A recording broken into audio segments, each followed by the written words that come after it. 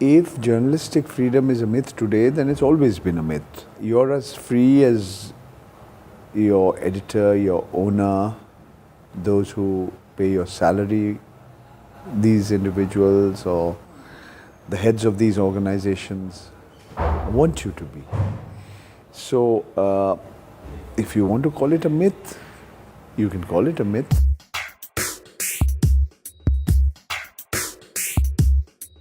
The media has to play the role of an antagonist, of an adversary. Those who are not just curious, but those who question.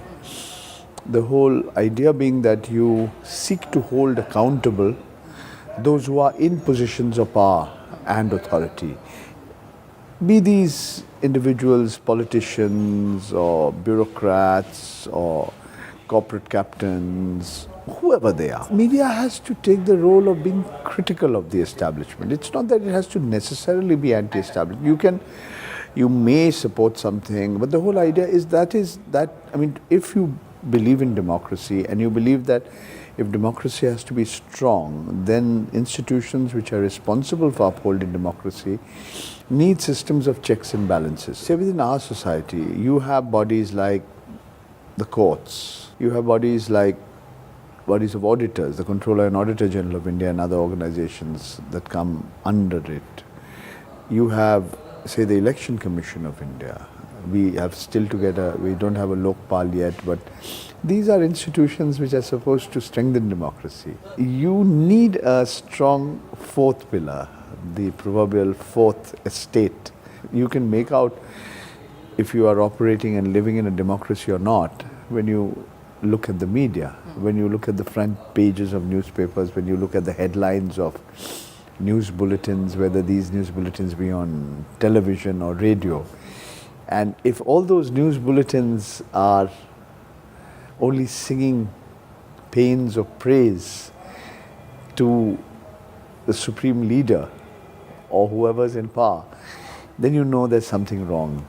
Sometimes the media, you can argue, goes overboard. For them, good news is no news, bad news is good news, and it's always highlighting the negative aspects of life. But the media can argue that the role of the government, the government has its own public relations officers, its own agencies that advertise its achievements. So if the media is doing that, then the media is not playing its role properly. When you come to the Indian media and you see that in the Indian media, the spaces for dissent, the spaces for dissenting voices, critical voices, hasn't actually gone up. At one level, not unique to this government, it's happened across governments, the past government as well as the present government. But things haven't improved. In fact, things those spaces for dissent seem to have shrunk. If you recall the angry old man of the Bharatiya Janata Party, Shri L.K. Advani, when he was Minister for Information and Broadcasting in Morarji Desai's government in 1977, he was asked a question as to why relatively few editors protested the emergency, why relatively few journalists and media persons stood up against the emergency regime of Indira Gandhi. And he made a very famous remark. He said, referring to the editors, when they were asked to bend, they crawled. I regret that today a very substantial number of editors in India today are not even being asked to bend, but they are nevertheless crawling. They're nevertheless crawling. Yes. So you see, when you have the control, the hold of the large corporate sector over the media becoming stronger, where you have some of the richest men in India controlling organizations that control not just the media but telecommunications, the means of dissemination and distribution of media content.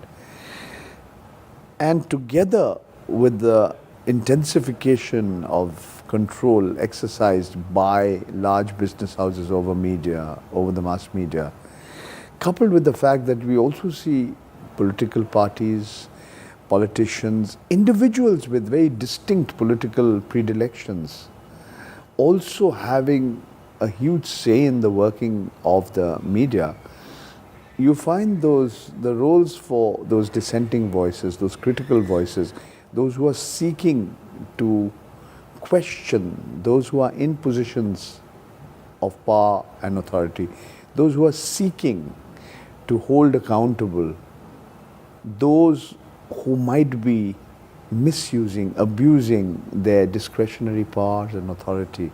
If such organizations, such journalists, such media people, if their numbers are shrinking, if the spaces where they can express themselves are shrinking, to me that's not good for the future of democracy.